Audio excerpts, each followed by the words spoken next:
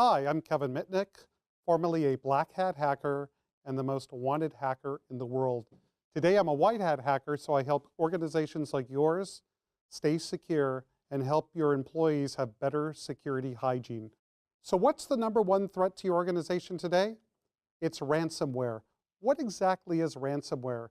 It's malicious software that once it gets into your environment, it scrambles or encrypts all your files so you no longer have access to it. So how do the bad guys get ransomware into your network? The number one way is through spear phishing. That's where the bad guy sends malicious emails to your employees, and if they click on a link, open up an attachment, it infects their computer with ransomware and scrambles all their files and even the files that are on network shares. So the threat of ransomware is actually evolving into what I call Ransomcloud.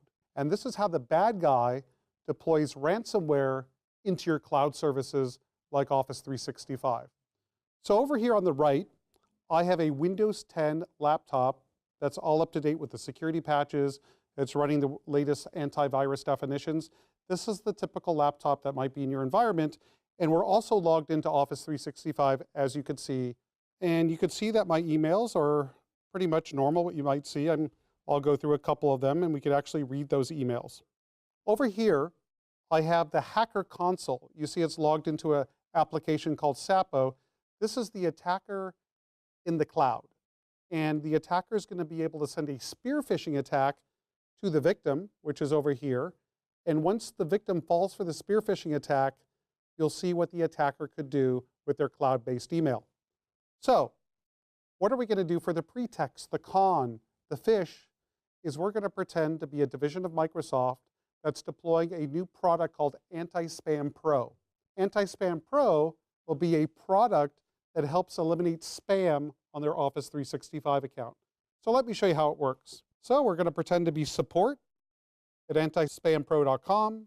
We're going to be Anti-Spam Pro as the company name. The victim is going to be me. I'm going to type in my name as well. Right now that's been set. I'll zoom in a little bit so you can see this. And then I'm going to click Create. And what Create does, it will send the spear phishing attack. Pay attention to the upper right-hand portion of the screen. I'm going to click Create. You'll see up here that it should say Sent in a moment. There it goes. It says the email has successfully been sent. That's the attacker sending the spear phishing email to my account over here. And as you can see, I just received an email from Anti-Spam Pro. Let's take a look and see what it says. So I'm going to be the victim here. I'm going to double click the email. It's going to have the Microsoft branding in it, as you can see. And basically it's a message that says, as a part of our effort to improve the experience of all our customers and to eliminate spam-based email, we're offering you to enable this service. And if you want the product, the only thing you have to do to enable it is click the following link in the email. Just click the link. So let's go ahead and do it. It's going to ask me to, re-authenticate, which is normal. And then what it asks me to do, it asks for permissions because Anti-Spam Pro needs permissions to eliminate spam. And what an ordinary user will take a look at it and says, yeah, this sounds normal that they need to look at your email, they need to read your email, they need full access and this sort of thing. And as soon as the victim accepts those permissions, it's game over. And now we go to the attacker computer and we're going to refresh and we're going to enable certain functionalities. So this web application is actually in the cloud. This victim could be any company located on any part of the planet. It doesn't matter. So what functions do we have here? If we look at the bottom here, what we could do is we could view the victim's contacts of this person here. I could view their emails. I could send email as them and a few other things which I'll get to in a moment. So let's go ahead and view the emails. Let me zoom out. We'll view emails. What does view emails mean? What I'm doing is I'm viewing the emails of the victim that clicked on the spear phishing link, so I have complete access to their emails. What else I could do is I could actually send email as them. So I could send email to their colleagues, to their business partners, to their family or friends, and use the same spear phishing attack to attack them. But what's the most scariest of them all is Ransomcloud. What Ransomcloud is going to do is, in real time, as you'll see, infect the victim's emails, actually encrypt them so the user no longer has access. So let's go ahead and enable Ransomcloud. I'm going to click Enable Ransomcloud. And you see in real time it says infected, infected, infected, infected. What the attacker is doing is actually encrypting all the emails in this account so the victim no longer has access. What we do see is the subject line. Why do the attackers leave the subject line? Is so the victim knows what emails they can't access.